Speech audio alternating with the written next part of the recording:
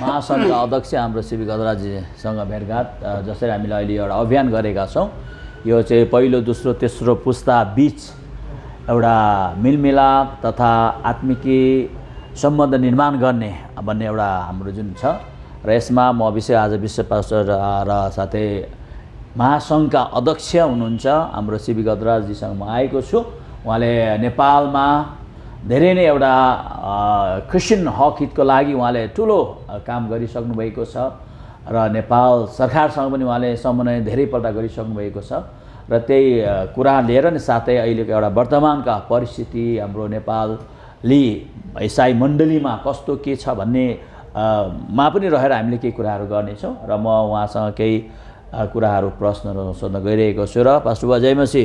जय मसी। र विशेष गरेर हजुर अहिले आरामै हुनुहुन्छ नि? हजुर ठिकै छ हजुर। र विशेष गरेर यो समयमा अहिले के छ भन्दाखेरि हजुरले यो थाहा पनि होला पहिलो दोस्रो र तेस्रो एउटा इसाई भनौँ न पुस्तामा चाहिँ एउटा अन्तर्संवाद बन्द रहेको र सम्बन्ध पनि अलिकति चिसोपना भएको भन्ने कुरा पनि आइरहेको छ र यसमा हजुरलाई पनि कति कुराहरू अनुभव पनि छ होला होइन र एउटा त्यो भएकोले गर्दाखेरि र यो अन्तर्संवाद बन्द रहेको अवस्थामा हामीले कसरी यसलाई फेरि पनि एउटा पुनःस्थापना गर्न सक्छौँ, यो सम्बन्धमा फेरि हामीले चाहिँ एउटा राम्रो प्रकारले हाम्रो सम्बन्धलाई निर्माण गर्न सक्छौँ भने यसमा हजुरको केही टिप्पणीहरू केही कुराहरू सुझावहरू केही छ भने हजुरले केही राखिदिन सक्नुहुन्छ?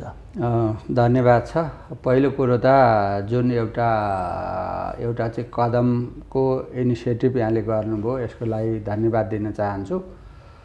विशेष गरिकन नेपालको क्रिस्चियन इतिहास हामीले हेऱ्यौँ भने हाम्रो अग्रजहरूले इतिहास कालदेखि नै धेरै एउटा प्रयासहरू गर्दै आएको हामी पाउँछौँ र यसलाई हामीले अत्यन्तै आदर सम्मानका साथ उहाँहरूको योगदानको उच्च कदर गर्नुपर्दछ।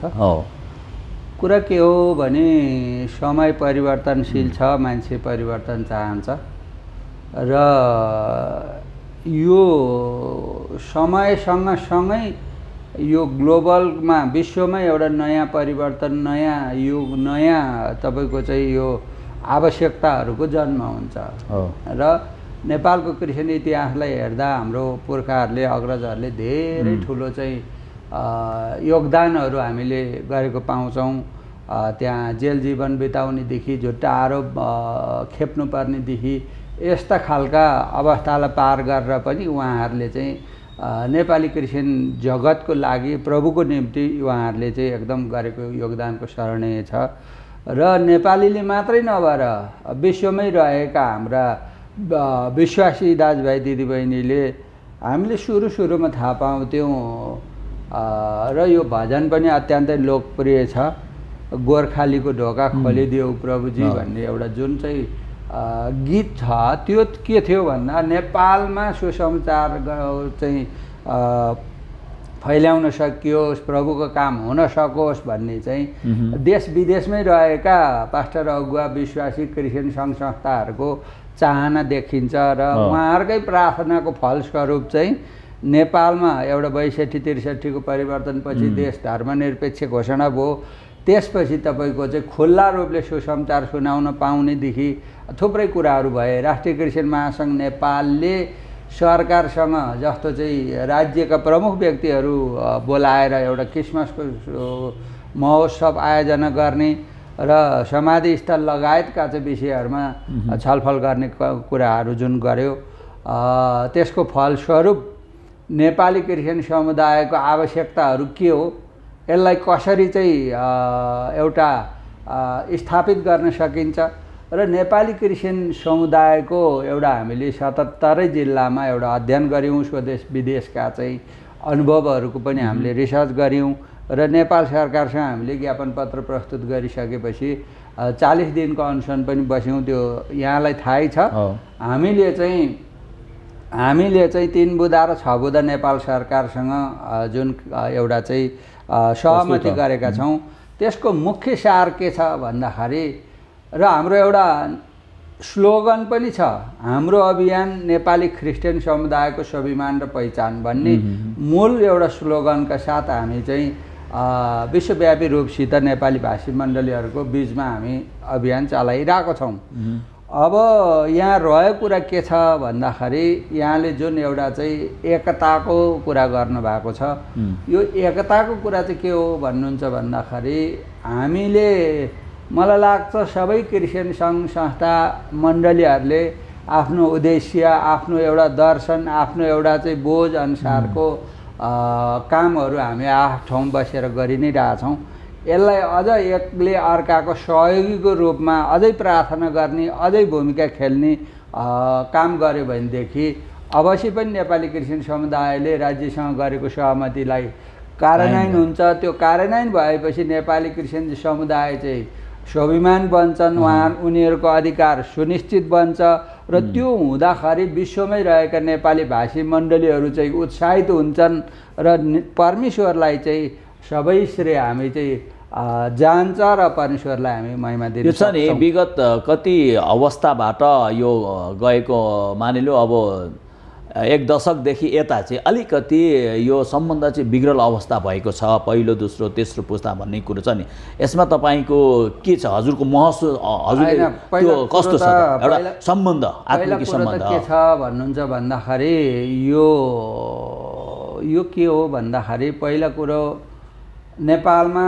धेरै खालका क्रिस्चियन सङ्घ संस्था, डिनोमिनेसन र धेरै एउटा चाहिँ मण्डलीहरू छन् र यसलाई तपाईँले भनेको जस्तो गरी अझै एउटा कम्तीमा पनि महिनाको एकपटक चाहिँ मलाई खुसी पनि लाग्यो। यहाँले अघि चाहिँ मैले धेरै व्यक्तिहरू भेटिसकेँ, 28 जना अहिले मलाई भेट्दै हुनुहुन्छ, 29 जना। यो भेटघाटलाई चाहिँ जस्तो व्यक्तिगत कुराकानी भन्दाखेरि सामूहिक बनाऊँ। यो एउटा कुनै पनि एउटा चाहिँ संस्थाको कुरा होइन, कुनै पनि एउटा चाहिँ डिनोमिनेसनको कुरा होइन, यो चाहिँ यीशु ख्रिस्टको प्रेमको खातिर, यीशु ख्रिस्टको चाहिँ एउटा चाहिँ प्रेमको खातिर हामी कम्तीमा महिनामा एकचोटि, मैले त हजुरलाई अनुरोध गर्छु तपाईँले चाहिँ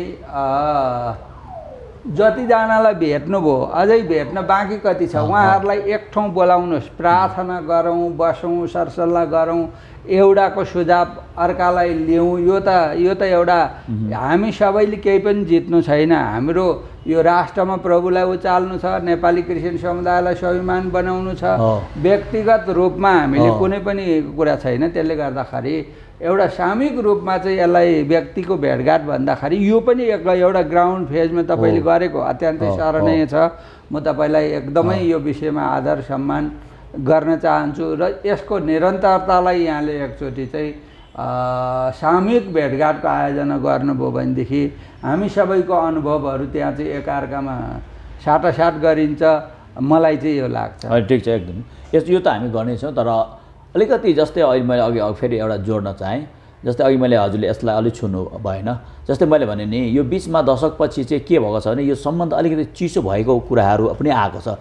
यसमा तपाईँ आफ्नो व्यक्तिगत नितान्त नेपालमा भएका अग्रजहरूसँग र दोस्रो पुस्तासँग र तेस्रो पुस्तासँग हजुर त हेलमेल भइरहनु भएको छ नि, किनभने महासङ्घले चाहिँ अहिले धेरै एउटा मण्डलीहरूलाई पनि उजागर गर्ने कामहरू पनि गरिरहेको छ र धेरै कुरामा कार्यक्रम पनि एउटा लन्च गरिरहेको अवस्था छ। यसमा हजुरले कस्तो महसुस गर्नुभएको छ? होइन, पहिला कुरो त के छ भन्दाखेरि मैले यो विषयमा अलिकति अघि नै भने पनि हामी सबैजनाको आफ्नै एउटा दर्शन छ, बोध छ, हामी सबैले प्रभुको निम्ति काम गरिरहेका छौँ।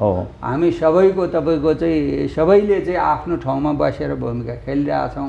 तर कुरा के छ भन्दा यो कोभिडको कारणले, यो विभिन्न देशको एउटा परिस्थितिको कारणले हामी एउटा सामूहिक रूपमा भेटघाट गर्न नसकेको कुराहरू यहाँले भनेको एउटा जायजै हो, ठिकै हो। तर पनि कतिवटा जुम मिटिङहरूमा कुराकानी भेटघाटहरू त भइ नै रहेको छ। र पुस्ता भन्ने कुरा चाहिँ के हो भन्दाखेरि एउटा इतिहास काल खण्डमा प्रभुले कुन बेला कसलाई कसरी चलाउनुहुन्छ त्यो मान्छेको यो नजरअन्दाज भन्दा बाहिरको कुरा हो। र त्यसले गर्दाखेरि मलाई लाग्छ मैले अनुभव गरेका कुराहरू चाहिँ के हो भन्नुहुन्छ भन्दा अघि नै मैले सुरुमा पनि के भने भन्दा हाम्रो पुस्ताले गर्ने कामलाई चाहिँ हाम्रो अग्रजहरूले गरेको कामलाई चाहिँ आदर सम्मानका साथ त्यहीँ टेकेर गर्नुपर्छ।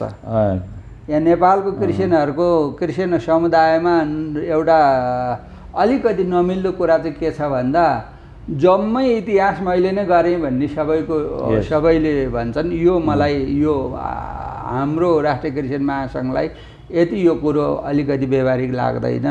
मैले अघि नै किन गोर्खालीको ढोका खोलिदेऊ भनेर आम विदेशमा रहेका हाम्रा छिमेकी देशका दाजुभाइ दिदीबहिनीले प्रार्थना गरिदिएको थियो र यहाँ ढोका खुल्यो। त्यसमा धन्यवादी भएर नेपालमा हाम्रा अग्रजहरूले काम गर्नुभयो, सुसमाचार सुनाउनु भयो।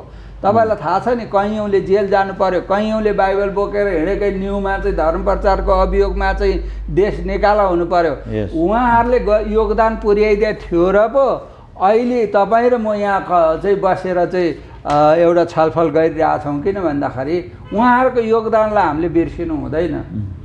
किन भन्दाखेरि उहाँहरूलाई हामीले उच्च सम्मान आदर र उहाँहरूको योगदानलाई कदर गरेर अब बाँकी काम हामी अगाडि जस तपाईँको स्पष्ट धारणा के भने पहिलो पुस्ताले गरेका काममा अहिले आउने पुस्ताहरूले त्यही नै काममा रहेर त्यही काममा आधारित बनाएर काम गऱ्यो भने राम्रो हुन्छ र त्यही भन्ने एउटा हजुरको स्पष्ट धारणा। अर्को प्रश्न के छ भने अहिले जस्तै यो जुन छ नि, अब हामीलाई थाहा छ अहिले हामी एउटा एकता त भनिरहेका छौँ र सम्पूर्ण सायद महासङ्घले पनि एकताको प्रयास नगरेको होइन। अब हामीलाई थाहा छ एनसिएसले पनि नगरेको होइन र एनसिए पनि नगरेको होइन। अन्य कयौँ भनौँ न यस्ता समुदायहरू या सङ्घ संस्थाहरू छन् कि इसाईको पक्षमा एउटा एकता होस् भन्ने चाहना र इच्छा र हरेक काम पनि उहाँले गर्नुभएको छ। तर आज एकता त छ भन्ने छ, तर त्यो एकता चाहिँ कस्तो किसिमको एकता चाहिँ आज भनौँ न निर्माण भइरहेको छ, हजुरलाई यो के छ त यसको? होइन, पहिला कुरो त के छ भन्दाखेरि यो एकता भन्ने शब्द एकदम भेग शब्द हो। हजुर होइन, एकदम भेग शब्द हो। यसको चाहिँ तपाईँको एकता भन्ने शब्दको नाप्ने यन्त्र अहिलेसम्म छैन।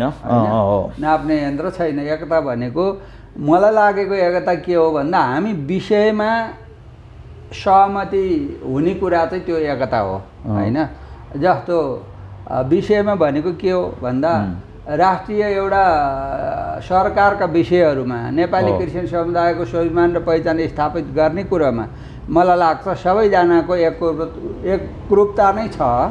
र मलाई तपाईँको प्रश्न चाहिँ छुट्टै पहल गर्ने भन्ने कुरा चाहिँ के हो भन्दा विभिन्न संस्थाको आफ्नै दर्शन उद्देश्यहरू हुन्छन्। त्यसमा अब तपाईँको चाहिँ उद्देश्यहरू दर्ता गर्दाखेरि पनि आफ्नो दर्शन के हो, उद्देश्य के हो, बाइबलमा पनि तपाईँको चाहिँ हरेक मान्छेको चाहिँ दर्शन र एउटा चाहिँ परमेश्वरको चाहिँ एउटा वचनमा पनि त्यो छ। त्यसले गर्दाखेरि यो सँगै बस्न साथै सबै एकता हुन्छ भन्ने कुरामा चाहिँ होइन। जस्तै अघि एउटा शब्द भन्नुभयो तपाईँले, जस्तै हामी यो के छ भने राष्ट्रिय एकता एउटा इसाई समुदायप्रति राज्यले आज एउटा इसाईलाई एउटा अपेक्षित प्रकारले भनौँ न एउटा त्यो प्रकार लिएको छ भने अहिले भनौँ 6 दशक बित्दाखेरि पनि इसाई समुदायले चाहिँ एउटा राज्य पक्षबाट कुनै पनि त्यस्ता पाउनुपर्ने हक हित र त्यो इसाईहरूको पहुँच त्यहाँ पुगेको छैन। यो सम्बन्धमा चाहिँ आज सम्पूर्ण इसाई मण्डली समुदाय चाहिँ एक हुँदाखेरि चाहिँ हामीले त्यो हाम्रो जुन एउटा पाउनुपर्ने कुरा चाहिँ त्यो पाउन सकिन्छ। यसमा यो कुरोको एउटा सन्दर्भमा चाहिँ मैले एकताको कुरा गर्दैछु। होइन, तपाईँले भनेको कुरो ठिकै हो। कुरा के हो भन्नुहुन्छ भने तपाईँको चाहिँ त्यसका विषयमा जस्तो एउटा योजना कार्यक्रम र त्यसको पहल कदमी त्यो चाहिँ एउटा प्र्याक्टिकल पाटो भयो। होइन, विषय के हो भन्दाखेरि तपाईँको चाहिँ आवश्यकताको कुरा पहिला महसुस गर्ने, दोस्रो योजना र नीतिको कुरा गर्ने। त्यसो गर्ने पनि आफ्नो धरातलमा त टेक्नु पर्यो नि त। आफू के हो त, जस्तो आफू के हो भन्ने कुरा, आफ्नो संस्थाको उद्देश्य के हो भनेर त्यसपछि अर्को फर्दर अरू कार्यक्रम अरू नीतिको कुराहरू हुन्छन्। त्यसले गर्दाखेरि म त अनुरोध गर्छु र भन्छु, प्रष्ट कुरा के हो भन्दा नेपाली क्रिस्चियन समुदायलाई स्वाभिमान र अधिकार सम्पन्न बनाउनको लागि अरू कुनै पनि विकल्प बाटो छैन कि नेपाल सरकारसँग गरेको सहमति कार्यान्वयन गरेर मात्रै त्यहाँ जाने हो। जुन चाहिँ क्रिस्चियन सङ्घ संस्था पुगे पनि टेकेर जाने ठाउँ त त्यही नै हो नि त। होइन त्यहीँनिर हो। किन भन्दा त्यो सहमति कार्य राज्यले कुनै आधार बेगरको नयाँ काम गर्दैन। किन भन्दा 3 बुँदा सहमति टेकेर अस्थायी स्थायी समाधि स्थलको काम गर्नुपर्छ। 6 बुँदा सहमतिमा टेकेर चर्चलाई स्वतन्त्र गुठी क्रिस्चियन आयोग गठन गर्ने र राज्यबाट विनियोजन हुने सबै खालका तपाईँको चाहिँ बजेटहरूलाई चाहिँ क्रिस्चियन समुदायलाई पनि समान ढङ्गले विनियोजन गर्ने, इस्टर र क्रिसमसको छुट्टी गराउने, त्यो कुराहरूको लागि चाहिँ अब 2टा कुरा छ। के हो भन्दा सबै क्रिस्चियन सङ्घ संस्था मण्डलीहरूको चाहिँ प्रार्थना साथ सहयोग र एकरूपता गरेर अगाडि जानु पर्दछ। त्यसको लागि नै मलाई लाग्छ तपाईँले जुन यो गर्नुभएको पहल कदमीको आखिरी घुम्दै फिरे पुग्ने त त्यहीँनिर हो। त्यसले गर्दाखेरि तपाईँले गर्नुभएको यो कदमको अत्यन्तै सराहनीय छ। त्यसरी सबै एकै ठाउँ बसेर सबैजना मिलेर सामूहिक पहल गर्यो भने अहिले त स्थानीय सरकार, प्रदेश सरकार र सङ्घीय सरकारका तहबाई तह छ। स्थानीय सरकारमा पनि हामी सबै मिलेर पहल गर्ने, प्रदेश सरकारमा पनि सबै मिलेर पहल गर्ने र त्यसै गरिकन तपाईँको चाहिँ यो सङ्घीय सरकारमा पनि मिलेर पहल गरियो भनेदेखि यो तेरो यो मेरो नभनेर हामी सबै मिलेर यो काम चाहिँ हामी नेपाली मण्डली, नेपाली क्रिस्चियन सङ्घ संस्थाको हो र यो कामको श्रेय चाहिँ प्रभुलाई दिनुपर्छ। यहाँ व्यक्ति होचिनी कि हल्किनी भन्ने महत्त्वपूर्ण प्रश्न होइन। अब जस्तै अहिले के छ भन्दाखेरि हजुरले जुन एउटा राम्रो प्रश्न, राम्रो एउटा भनौँ न कुरा ल्याउनु भयो। जस्तै हामी एउटा साझा राष्ट्रिय स्तरको एउटा साझा सवालमा हामी नेपाली इसाई मण्डली समुदाय चाहिँ एक हुनुपर्छ। त्यो यो एउटा भनौँ न एउटा मुख्य गुदी त्यो एउटा हो नि त। आज यो हुँदाखेरि आज कयौँ भनौँ न अघि पनि हजुरले भनिसक्नु भएको छ हामी सबैले चाहिँ यो कुरालाई भनौँ एउटा हामीले प्रत्याभूति गर्नैपर्छ, यो कुरालाई हामीले महसुस गर्नैपर्छ। किन आजको त्यो एउटा माग हो नि त। किनभने अहिले 6 दशक बितिसक्यो भन्दा अहिलेसम्म केही भएको छैन। अब अहिले गरेन भने कहिले गर्ने त भन्ने कुरो पनि आइरहेको। त्यो भएर हजुरको एउटा अन्तमा जाँदा चाहिँ हजुरको भनाइ जे होस् महासङ्घको तर्फबाट यहाँ अहिले जस्तै हामीले एउटा भनौँ न एउटा राष्ट्रिय इसाई मण्डली परिवार समुदाय चाहिँ एउटा साझा राष्ट्रिय प्रति एउटा साझा सवालमा एउटा राष्ट्रियले हामीलाई खोज्ने एउटा निकाय पनि चाहियो नि त, अधिकारी निकाय। अहिले त कसलाई खोज्ने त राष्ट्रियले होइन भने अहिले खोज्दाखेरि कसलाई खोज्ने? अहिले जस्तै यहाँ विभिन्न विभाजित भएर चाहिँ गइरहेका छन्। त्यो भएर यो कुरामा पनि हजुरको सहमति छ भन्ने कुरो हजुरले एउटा व्यक्त गर्नुभएको होइन? अनि 2टा कुरा छ। कुरा के छ भन्दाखेरि मैले अघि नै पनि भने यो सबैको आफ्नो दर्शन, आफ्नो संस्थाको उद्देश्य अनुसार काम सबै खालका गरिरहेका छन्। जस्तो नेपालमा एकताको कुरा गर्ने लिडरहरू मलाई लाग्छ कोही पनि बाँकी हुनुहुन्न। सबैले नै एकता भन्छन् र मलाई लाग्छ विश्वमै रहेका नेपाली भाषी मण्डलीहरूले पनि तपाईँको चाहिँ एकता भएको होस् भन्ने सबैको चाहना छ। र यहाँ प्र्याक्टिकल कुरा के छ भन्नुहुन्छ भन्दाखेरि आफ्नो संस्थाको दर्शन के हो र हामीले गर्नुपर्ने के हो भन्ने कुराहरू त्यहाँ प्रश्न नहुनको कारणले चाहिँ तपाईँको चाहिँ एकता चाहिँ खलबलिरहेको। यो अलिकति बाहिरबाट हेर्दा स्याडोमा चाहिँ छुट्टै हो कि भने जस्तो देखिन्छ। तर पनि म त के भन्छु भन्दाखेरि नेपाल सरकार राज्यदेखि सबै निकायलाई थाहा छ कि तपाईँको चाहिँ यो कस्तो के को लागि काम गरिरहेछ भन्ने कुरा अहिले त धेरै जिल्ला देशका चाहिँ सबैले बुझि पनि सकेका छ। त्यसले गर्दाखेरि यसलाई म त अनुरोध गर्न चाहन्छु कि आफ्नो दर्शन अनुसारको कामहरू हामी सबै गरौँ र एउटाले अर्कोलाई सहयोगी बनाऊँ होइन। जस्तो राष्ट्रिय पास्टर परिषद नेपालको जस्तो हजुर अध्यक्ष हुनुहुन्छ, यसको एउटा दर्शन भिजन छ नि त। यसको मतलब यो महासङ्घभन्दा छुट्टै होइन क्या। अथवा तपाईँको चाहिँ यो चाहिँ राष्ट्रिय परिषद चाहिँ यो क्रिस्चियन समुदायभन्दा छुट्टै होइन क्या।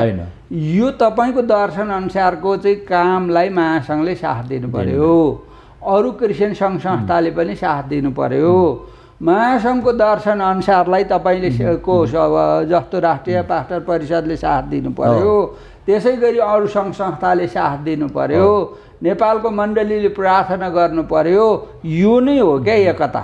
यो नै हो क्या एउटा हाम्रो चाहिँ तपाईँको चाहिँ एउटा परमेश्वरले को प्रेम भनेको यही हो। त्यसले गर्दाखेरि मलाई लाग्छ, मलाई अस्ति नै केही साथीहरूले यो को पास्टरहरूसँग चाहिँ बसेर चाहिँ मिटिङ के अरे इन्टरभ्यू गरौँ भन्नुभएको थियो। मैले भने क्रिस्चियन जगतमा एउटाको अर्को प्रतिस्पर्धी होइन क्या।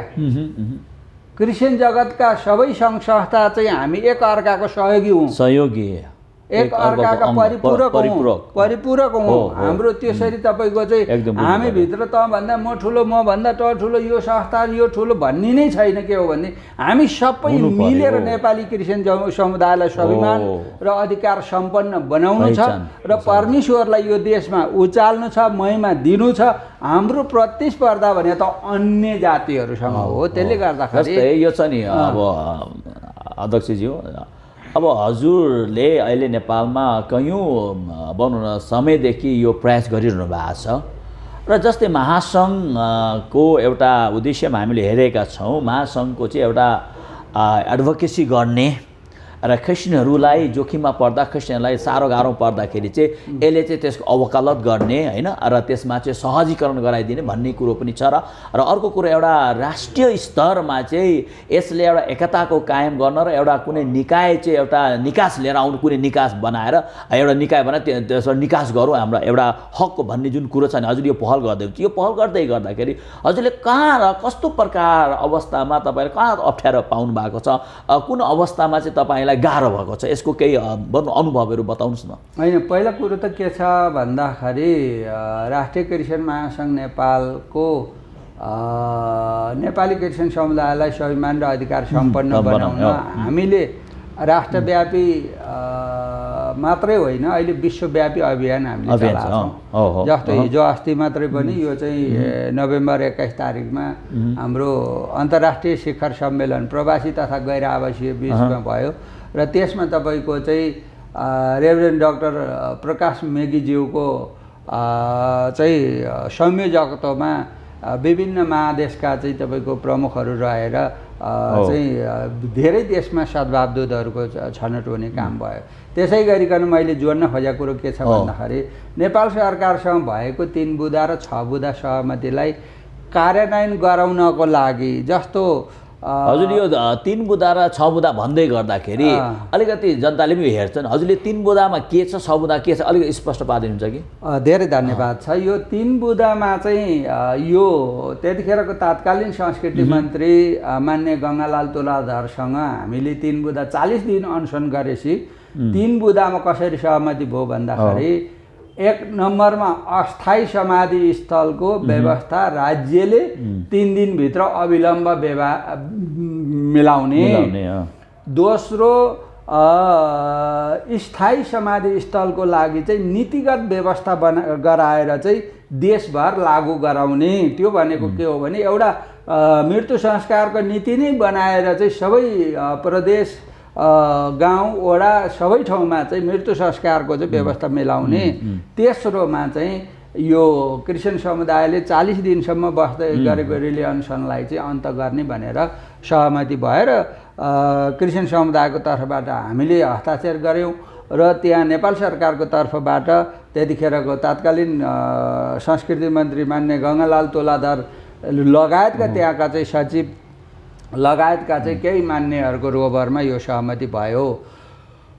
दोस्रो त्यो कार्यान्वयन नभइसकेपछि हामीले देशव्यापी रूपमा चाहिँ एउटा ध्यानाकर्षणका कार्यक्रमहरू सञ्चालन गऱ्यौँ। त्यसपछि 6 बुँदा सहमति भयो। त्यो चाहिँ शान्ति तथा पुनर्निर्माण मन्त्री त्यतिखेरको तत्कालीन माननीय टोपबहादुर रायमाझीज्यूसँग चाहिँ सहमति के भयो भन्दा 1 नम्बरमै तपाईँ सुन्नुहोस् है, 1 नम्बरमै के छ भन्दाखेरि देशभर रहेका क्रिस्चियन समुदायको पवित्र धार्मिक स्थल चर्चलाई गुठीको मान्यता दिने है। अर्को तपाईँको चाहिँ क्रिस्चियन समुदायको विकास र उन्नतिको लागि राष्ट्रिय क्रिस्चियन आयोग गठन गर्ने। हेर्नुहोस् है, अर्को के छ त्यहाँ भन्दाखेरि राज्यबाट विनियोजन हुने बजेट चाहिँ अन्य धार्मिक समुदाय सरक क्रिस्चियन समुदायलाई पनि तपाईँको चाहिँ दिने। अर्को क्रिस्चियन समुदायको यो चाडपर्वहरूलाई पुनरावलोकन गरी जस्तो चाहिँ त्यहाँ जस्तो हाम्रो माघ चाहिँ इस्टर र क्रिसमसको 2 दिन छ, त्यो मागलाई पुनरावलोकन गरिकन चाहिँ बिदा दिने है। अर्को तपाईँको के छ भन्दा क्रिस्चियन समुदायको सम्पत्तिको व्यवस्थापन त्यहाँ तपाईँको चाहिँ राज्यले नीति बनाएर गर्ने।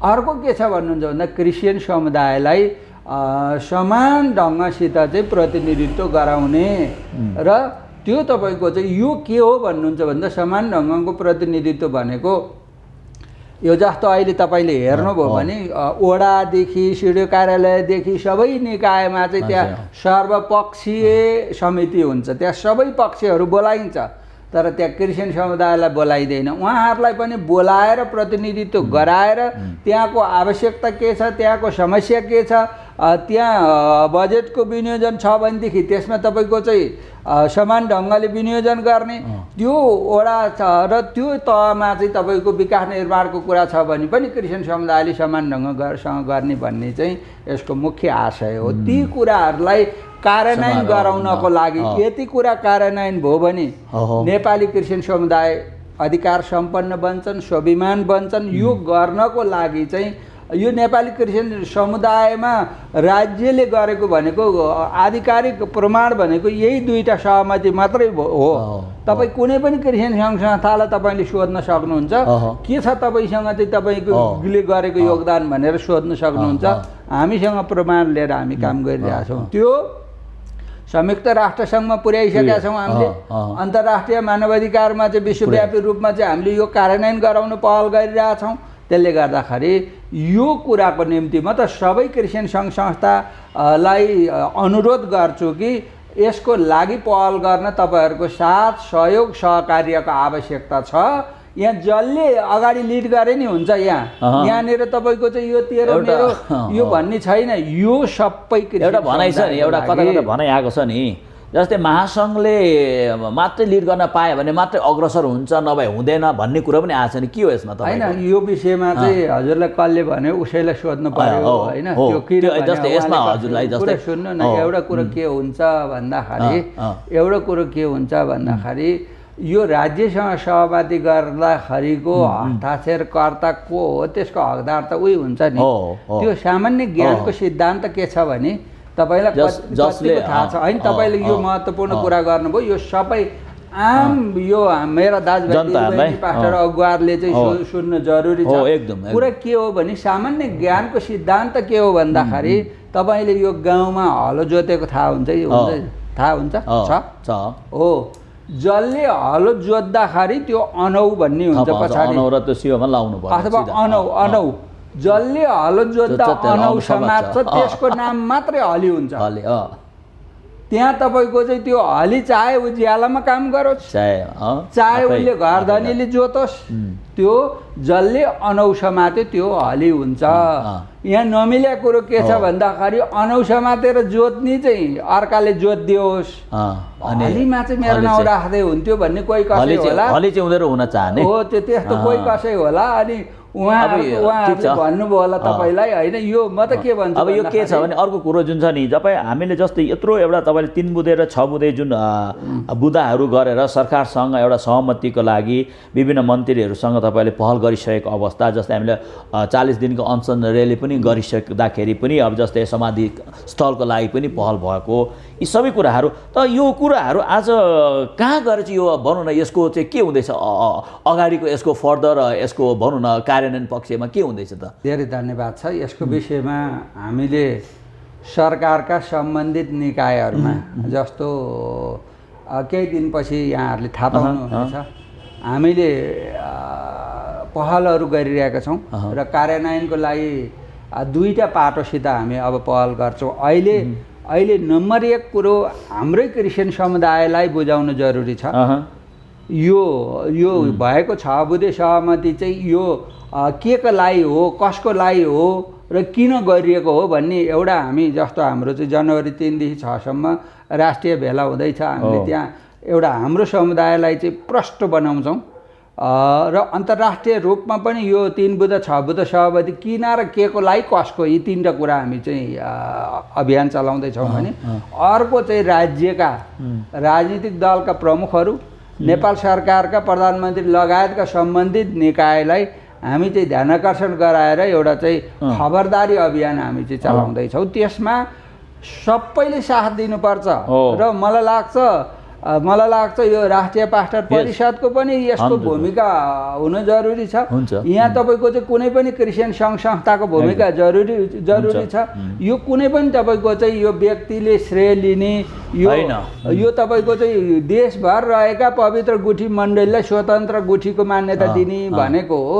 यो सिबी गहतराजको लागि मात्रै होइन, यो हाम्रो अब हजुरले गुठीको कुरा निकाल्नुभयो। जस्तो अहिले महागुठी दर्ता भएर सबै वैधानिक प्रकार आइसकेको छ, हजुरले यसलाई कुन प्रकार हजुर त्यो गुठी या अर्को कुन गुठी हजुरले कुरा गर्नु? यो त तपाईँ के हो भन्दा उहाँहरूले गरे त के हो भन्दा यो पहिलाको बुढाहरूले उखान गर्थे लाटो देशको गाँडा तन्नेरी भन्ने तपाईँको चाहिँ एउटा उखान गरे जस्तो मात्रै।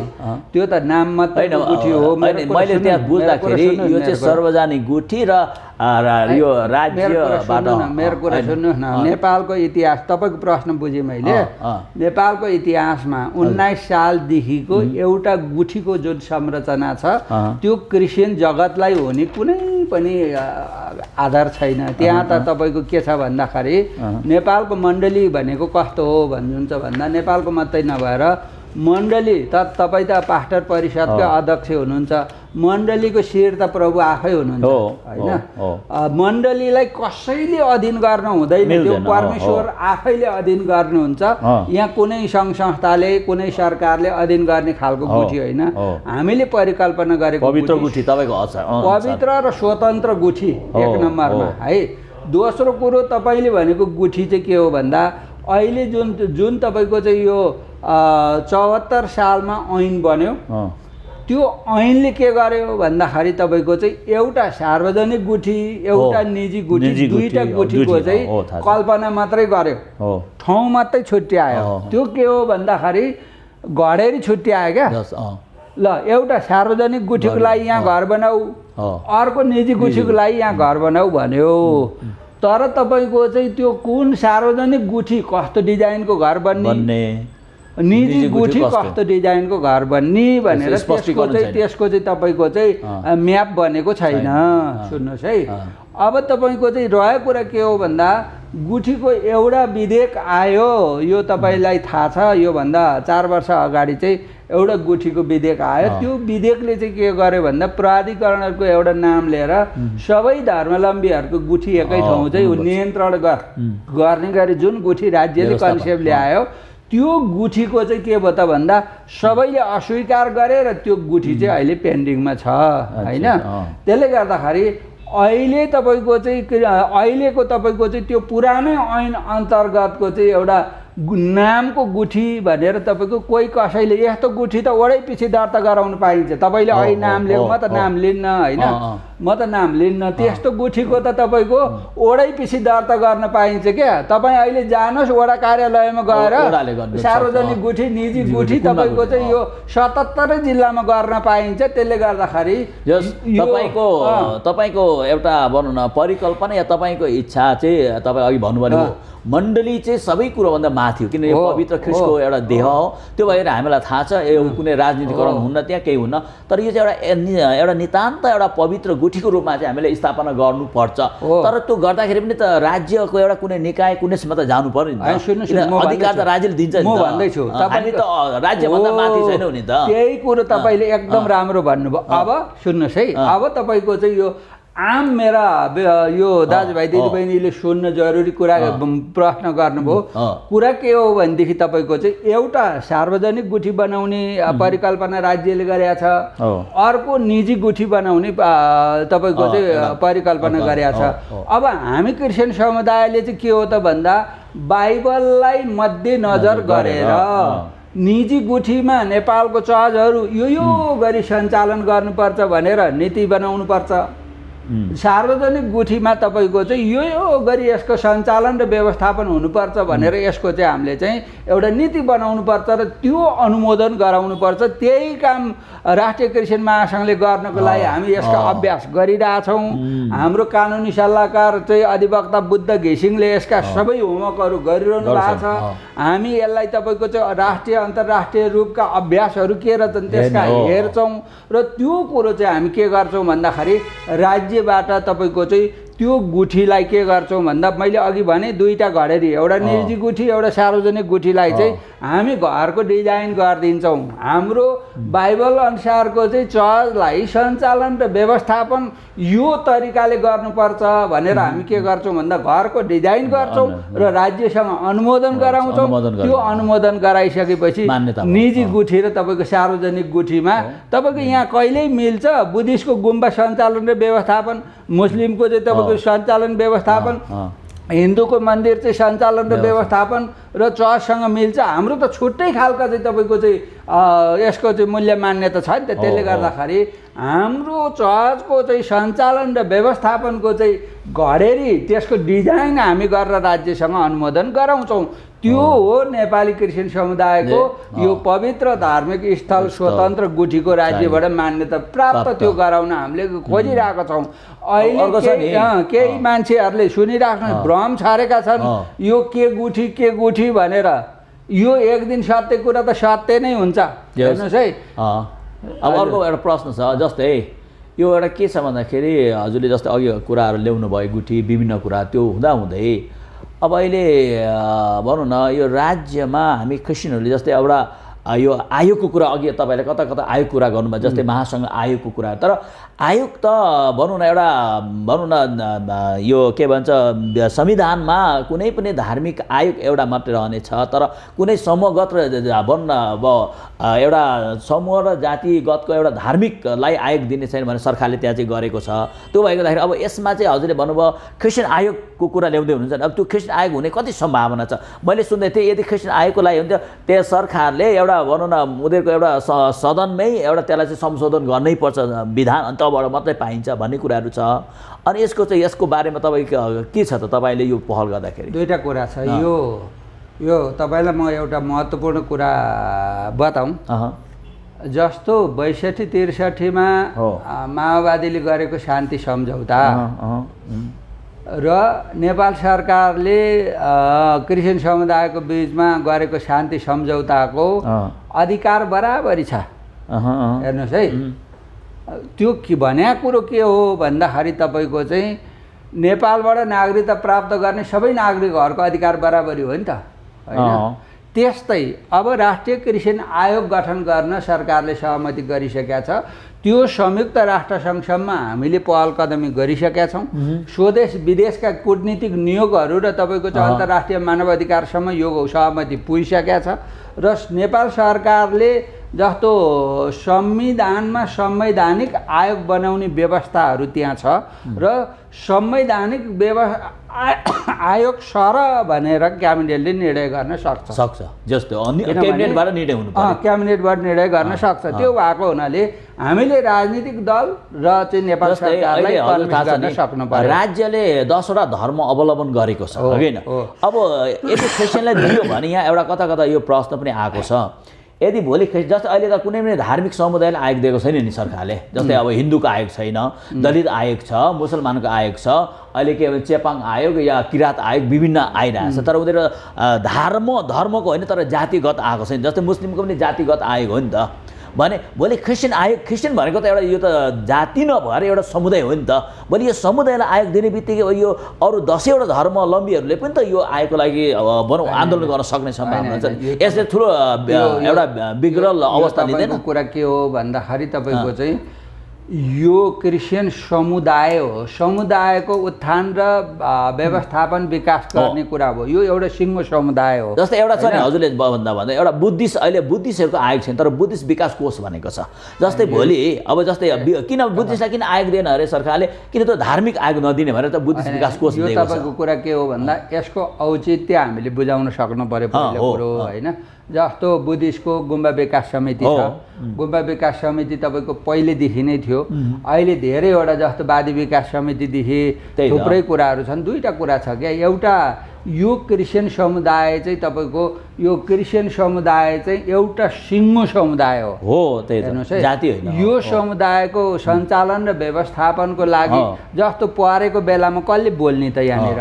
हेर्नुहोस् है, कुनै पनि समस्या पर्यो बोल्नु पर्दाखेरि त्यसको औचित्य हामीले राज्यलाई बुझाउनु पर्यो, सरकारलाई बुझाउनु पर्यो, बुझाउनु पर्यो। त्यसले गर्दाखेरि यो क्रिस्चियन आयोग अति अपरिहार्य छ र यसको लागि राष्ट्रिय क्रिस्चियन महासङ्घले सहमति गरिसकेका छ र हामी यो राजनीतिक दललाई, नेपाल सरकारलाई यसको औचित्य हामी राम्रोसँग बुझाउँछौँ र हामी जस्तै हजुरले भन्नु भने राष्ट्रिय क्रिस्चियन महासङ्घले यो सरकारसँग यो भनौँ न आएको बारेमा चाहिँ एउटा सहमति गरिसकेको भन्ने कुरा रहेछ।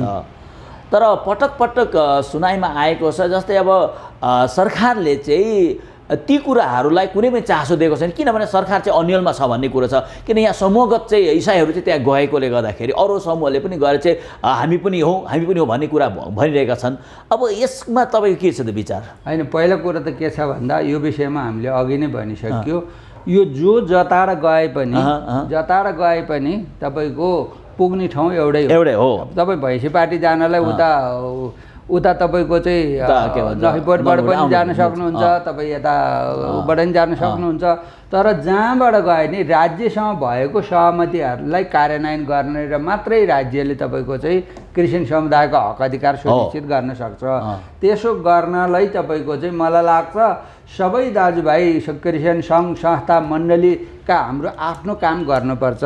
मण्डलीले प्रार्थना गर्नुपर्छ, अरू सङ्घ संस्थाले साथ दिनुपर्छ र महासङ्घले त्यसका तपाईँको चाहिँ पहल कदमी गर्नुपर्छ। ती तीनटा कुरा गऱ्यो भनेदेखि यो आयोग पनि बन्छ, गुठी पनि बन्छ, सबै कुराहरू बन्छ। र यहाँ दुई तिनवटा कुरा भइरहेको छ, क्रिस्चियन समुदायमा भ्रम छर्ने कामहरू भइरहेको छ। कसैले तपाईँले भन्नुभयो नि जहाँ त्यो त एउटा वडा कार्यालयमा चाहिँ तपाईँको त्यो गुठीको चाहिँ व्यवस्था गर्न पाइन्छ, त्यो गुठीमा तपाईँको चाहिँ नाम तपाईँको जेसुकै राख्नुहोस् क्या, नाम जेसुकै राख्नुहोस्। तपाईँले सबै 77 जिल्लाको वडा कार्यालयले तपाईँको चाहिँ एउटा अधिकार दिनेलाई विभिन्न नाम दिएर भ्रम छारेका छन्। हेर्नुहोस् है। अर्को तपाईँको चाहिँ त्यो मान्छेहरू केही संस्थाका हाम्रा दाजुभाइहरूलाई पनि अन्यल छ। हाम्रो काम अघि नै भने एउटा हाम्रो समुदाय बिचमा पनि बुझाउनु छ। यसको औचित्य यो है, तपाईँ हामी चाहिँ प्रतिस्पर्धी होइनौँ, हामी एकले अर्काको सहयोगी हौँ, सहयोगी र पूरक हो। हाम्रो प्रतिस्पर्धी भने त अर्कै छ अरू समुदाय। यो हामीले तपाईँको चाहिँ आफ्नो अर्का चिन्नुपर्छ होइन। यो माओवादी कालमा जस्तो भन्ने गर्नुहुन्थ्यो कि उहाँहरूले भाषण गर्दाखेरि चाहिँ शत्रु पनि एउटा चाहिँ मित्र शत्रु, अर्को चाहिँ वर्ग शत्रु, दुईवटा शत्रु हुन्छ भनेर क्या। तपाईँको चाहिँ दुईवटा शत्रु हुन्छ अरे क्या, शत्रु पनि मित्र शत्रु र वर्ग शत्रु चाहिँ दुईवटा चाहिँ हुन्छ भनेको थियो। हाम्रो दाजुभाइहरूले नबुझेको कुरा के हो भन्दाखेरि हाम्रो प्रतिस्पर्धी को हो, हामी के का लागि चाहिँ लडिरहेछौँ, गरिरहेको छौँ, लागिरहेछौँ। हाम्रो त केही जित्नु छैन। हामीले यो देशमा ख्रिस्टलाई उचाल्नु छ, नेपालको मण्डलीलाई बलियो बनाउनु छ, नेपाली क्रिस्चियनलाई स्वाभिमान र अधिकार सम्पन्न बनाउनु छ। यसको लागि सबै क्रिस्चियन सङ्घ संस्थाहरू बोलाउनुहोस् न, म बहस गर्छु, उहाँसँग छलफल गर्छु। हामी एक अर्कामा चाहिँ प्रतिस्पर्धी होइनौँ, एक अर्काका सहयोगी हौँ। म तपाईँको त्यो राष्ट्रिय पास्टर परिषदको राष्ट्रिय क्रिस्चियन महासङ्घ सहयोगी हो, हाम्रो प्रतिस्पर्धी तपाईँहरू होइन। तपाईँहरू हाम्रो चाहिँ सहयोगी हो, प्रतिस्पर्धी होइन। त्यसले गर्दाखेरि यो भ्रमलाई तपाईँको चाहिँ एउटा आम उसमा चाहिँ हामीले क्लियर गर्नु छ। त्यसो गर्नको लागि मैले सुरुमै आग्रह गरेँ हजुरलाई, एउटा सामूहिक भेला बोलाउनुहोस्। त्यसको लागि राष्ट्रिय क्रिस्चियन महासङ्घको तर्फबाट को आउनुपर्ने, हाम्रो धारणा के हो सबैले बुझेपछि त क्लियर हुन्छ नि त। त्यो भएको हुनाले अब जाँदा जाँदै हजुरले यो जस्तै राष्ट्रिय स्तरमा हामी नेपाली इसाई मण्डली समुदायको एउटा एकताको लागि हामीले के पहल गर्दाखेरि चाहिँ यो चाहिँ सम्पन्न हुनसक्छ। र अघि हजुरले भन्नु जस्तै हामी एउटा नेपाली इसाई मण्डली या समुदाय चाहिँ एउटा पहिचान सहितको स्वाभिमान हामीले बनाउने जुन प्रकारको हजुरको एउटा एकदमै राम्रो एउटा स्लोगन छ, यसलाई हामीले कसरी चाहिँ कार्यान्वयन भनेर भोलि हामीले यो सपना कसरी देख्न सक्छौँ हामी एकता भएको जाँदै जाँदै हजुरले यो कुरालाई? पहिला कुरो यहाँ एकदम महत्त्वपूर्ण कुरा छ हजुर। नम्बर 1 मा नेपालका र स्वदेश विदेशका सबै नेपाली भाषी मण्डलीहरूले यसको लागि प्रार्थना गर्नुपर्छ। दोस्रो कुरो सबै पास्टर अगुवा र क्रिस्चियन सङ्घ संस्थाहरूले सहकार्य गर्नुपर्छ होइन। तेस्रो कुरो हाम्रो सामूहिक राज्यसँग पहल गर्नुपर्छ। हो हेर्नुहोस् है, तेरो मेरोको कुरै छैन के, जो जहाँ छ हो हेर्नुहोस् है। हो तपाईँलाई अन्तिममा एउटा उदाहरण दिउँ। फुटबल खेलमा के हुन्छ भन्दाखेरि आफ्नो आफ्नो टिम दुईतिर बसिरहेको हुन्छ। हो बल जसको अगाडि आयो त्यसैले चाहिँ ठोक्छ, जसले गोल हाने पनि त्यो सिङ्गो समूहले जित्छ। हो हो हो व्यक्तिले जित्दैन, हो सिङ्गो समूहले हो, जित्छ। हो। उसका पक्षका समर्थकहरूले के गर्छन् भन्दाखेरि उहाँ न्युजिल्यान्डमा चाहिँ तपाईँको चाहिँ बल खेल्छ, नेपालमा नसुतेर टिभी हेरेर गोल भनेर कराउँछ। किन भन्दाखेरि उसका पक्षमा भएका मान्छेहरू जित्छन्।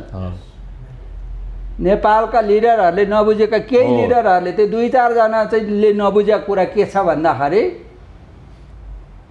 आफ्नो अगाडि जुन बल छ त्यो बल हान्न छोडेर अरूको बल अर्काको खुट्टाको बल तानेर अर्कालाई लडाउन खोजेको कारणले बिग्रिएको छ त यहाँ त।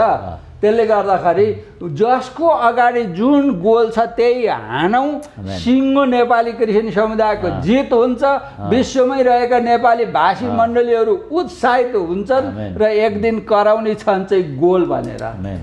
यहाँ हाम्रो कुनै पनि हो छैन। अन्तमा सम्पूर्ण यो नेपाली भाषी मण्डलीहरू र यो देशभित्रका विश्वासी दाजुभाइ दिदीबहिनीहरू, अब तपाईँहरूले पत्रकारिताको माध्यमबाट, राजनीतिको माध्यमबाट अब राज्यमा पहुँच जमाउनको लागि तपाईँहरू आफ्नो दर्शनअनुसारको अग्रसर हुनुहोस् र यो पहल कदमी लिनुभएको लागि अत्यन्तै महासङ्घको तर्फबाट हृदयदेखि नै तपाईँलाई एकदमै म धन्यवाद दिन चाहन्छु। र आउने दिनमा राष्ट्रिय पास्टर परिषदसँग सबै खालका समन्वय सहकार्य गरेर हामी निरन्तर रूपले अगाडि बढ्नेछौँ। तपाईँले नै यो सबै सङ्घ संस्था मण्डलीहरूलाई एउटा एकताको लागि महत्त्वपूर्ण भूमिका खेलिदिनु हुनेछ भन्ने अपेक्षा गर्दै अहिलेलाई तपाईँको यो अमूल्य कुरो यहाँ समय दिनुभयो, धन्यवाद छ। सबै यो टिभी हेरेर रहनुभएका मेरा विश्वमै रहेका नेपाली भाषी दाजुभाइ दिदीबहिनीहरूले प्रार्थना समेतको सहकार्य गरिदिनु हुन म हार्दिक अनुरोध गर्छु। यहाँलाई पनि धेरै धेरै धन्यवाद छ यहाँको बहुमूल्य समयको लागि। होस्, हजुरले प्रार्थना गर्नुहोस् न है यो हाम्रो अभियानको लागि प्रार्थना गरौँ। हुन्छ प्रभुजी, हामी यतिखेर तपाईँलाई हामी धन्यवाद चढाउँछौँ। तपाईँ स्वर्ग पृथ्वीको मालिक चाहिँ तपाईँ मात्रै हुनुहुन्छ प्रभु। हामी विशेष गरिकन प्रभु यो पास्टर राष्ट्रिय पास्टर फेलोसिपका टिम अनि यसका चाहिँ अध्यक्ष हाम्रो रेभरेन्ड सामुएल खातीज्यू लगायतका चाहिँ सम्पूर्ण टिमलाई प्रभु जुन एउटा महत्त्वपूर्ण यो एउटा मिलापको अभियान लिएर हिँड्ने हृदय दिनुभयो। तपाईँलाई हामी धन्यवाद चढाउँदछौँ प्रभु। हामी जुनसुकै काम गर्छौँ तपाईँ परमेश्वरबाट मात्रै हामीलाई अगुवाई हुन्छ, हामी त्यही कुरो विश्वास गर्छौँ। हे पिता, यो राष्ट्र यो देशमा यहाँ रहेका सबै मण्डली क्रिस्चियन सङ्घ संस्था मिलेर तपाईँलाई उचाल्न सकौँ, तपाईँलाई महिमा दिन सकौँ, तपाईँ परमेश्वरलाई नै हामी सबै कुराको श्रेय दिन सकौँ। र प्रभु हामीले गरेका कामबाट यहाँ प्रभु विश्वमै रहेका नेपाली भाषीहरूको मण्डलीहरूको चाहिँ शिर उच्च रहेको होस्। नेपाली मण्डलीहरू स्वाभिमान र अधिकार सम्पन्न भएका हुन् प्रभु। हामी तपाईँलाई नै महिमा दिन्छौँ प्रभु। आउने दिनमा निरन्तर रूपसित प्रभु हामी यो एउटा एकता प्रेम र तपाईँको अनुग्रहको खातिर हामी प्रार्थना गर्दछौँ। आदर इज्जत र महिमा हामी तपाईँलाई दिन्छौँ यीशु प्रभुको नाउँमा, आमेन। धन्यवाद छ। जय मसीह। जय मसीह।